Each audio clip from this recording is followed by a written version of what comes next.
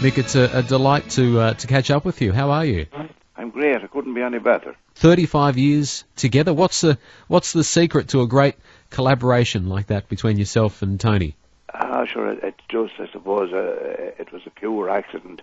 None of this was meant to happen as such.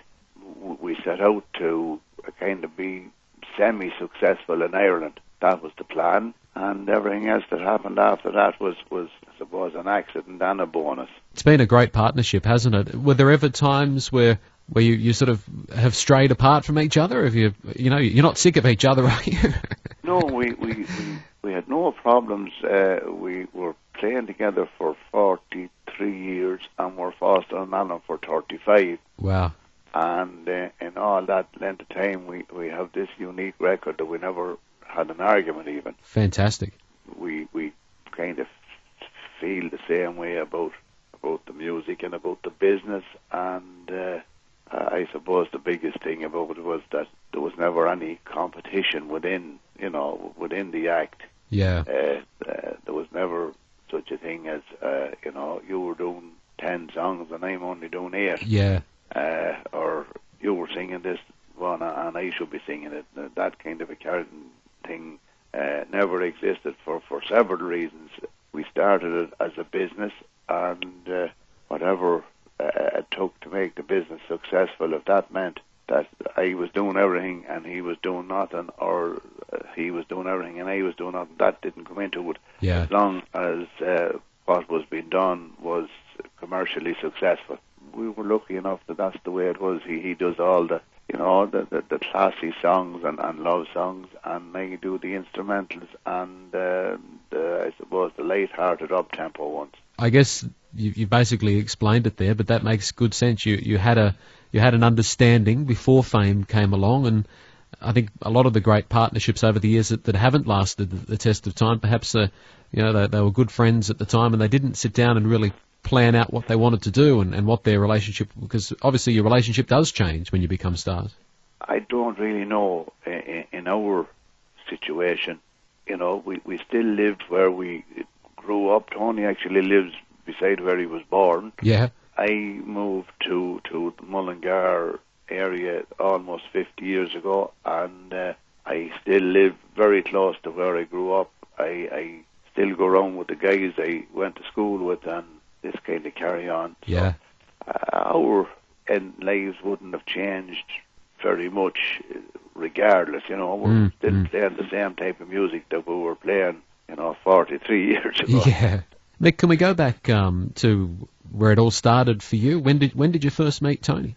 Well, I would have known him. I would have met him up and down. I was playing in a local band, which was a kind of based up fairly close to where he lived. Yeah. And I used to be up with the guys that we were playing with, and he used to be in and out of the house. That would have been, I suppose, 65 or 66. Then he joined up with this same band in 1967, and that would have been the first time we played together. That was it. We played on and off together in different bands until we started Foster and Allen in 1975. Did you, at the time when you first got into the bands and got into music, did you think it was going to be a career?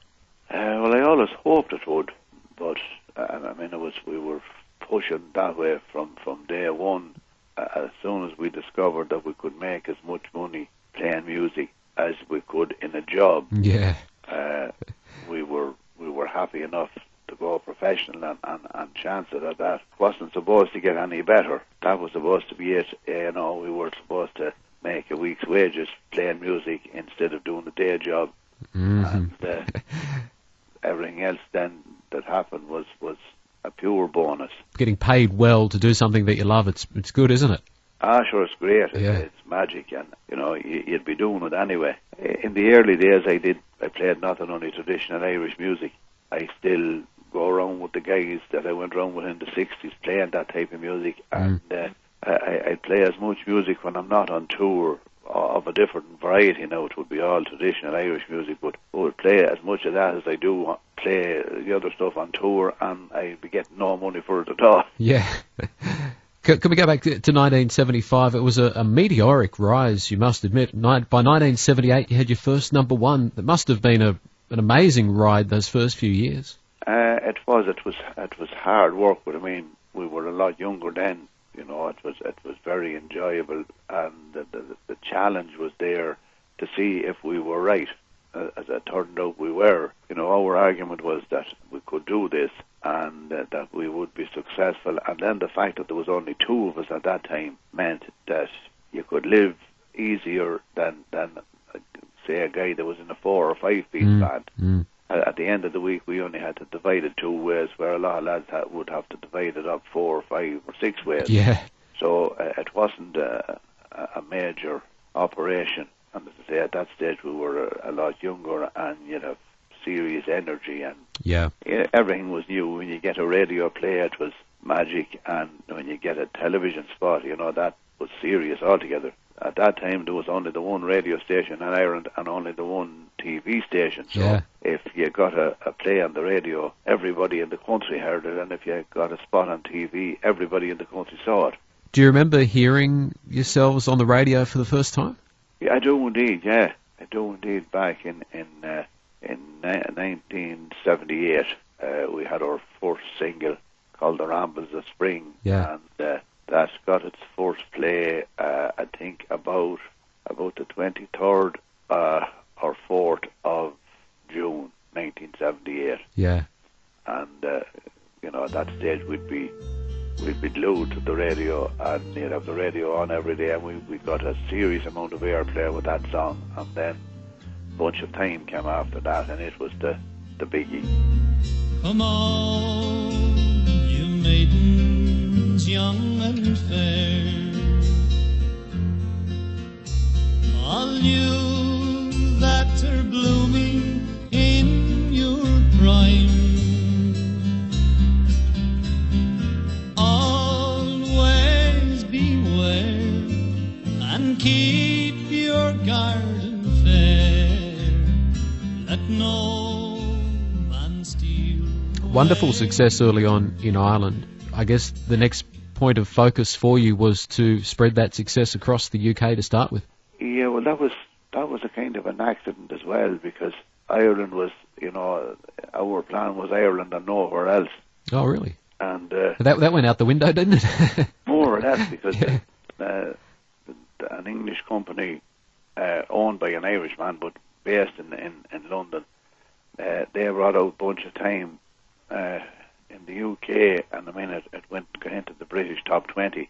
And that was a pure miracle and a pure surprise, because I mean it was a ballad, a folk song, and we wouldn't have even considered that we might have made the charts with a song like that, but they thought we would, and they were right.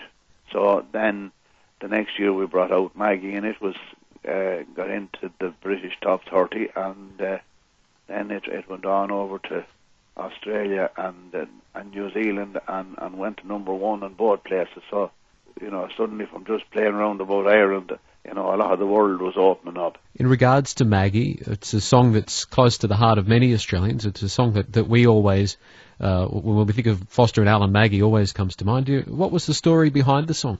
It was, you know, we've heard loads of different versions, but the true one is supposed to be written by a Canadian school teacher, or a school teacher in Canada. I'm not saying he was Canadian, he could have been from anywhere. Yeah. Some people said he was a Scottish school teacher in Canada, wrote it for one of his pupils, that, you know, that he fell in love with or whatever. Yeah. But it's very, very old. I mean, we had a very famous tenor here back in the last century called John McCormack, and he recorded Maggie in 1919. So it's around a long time. 27 albums, 19 million sales. What are some of the highlights when you look back over the career? I suppose, well, I mean, I suppose from the music end of it, I suppose Top of the Pops would have been a serious highlight, because it was something that we never would have thought at any stage that we would appear on a program like that. Yeah. Then there was a very famous Scottish accordionist called Jimmy Shand, who would have been a legend in a lot of places around the world. and he had a very famous tune which was in the British charts and in different places, called the Bluebell Polka, and he played that with me on one of our videos, and that probably would have been the highlight of the music end of it for me. I don't know would you really have that many highlights, because we were playing music from day one for the love of it. Yeah. And we were getting no money for it. And suddenly it takes off, and you're getting paid for doing something that you love doing. Mm. So I don't think, and then, the fact that by the time we had a hit record, I would have been 30 and Tony would have been 26, so we weren't 17 or 18. Yeah, you're able to handle it more mature. Well, more or less. I wander today to the hills, Maggie, to watch the scene below. The creek and the creaking old mill, Maggie, as we used to long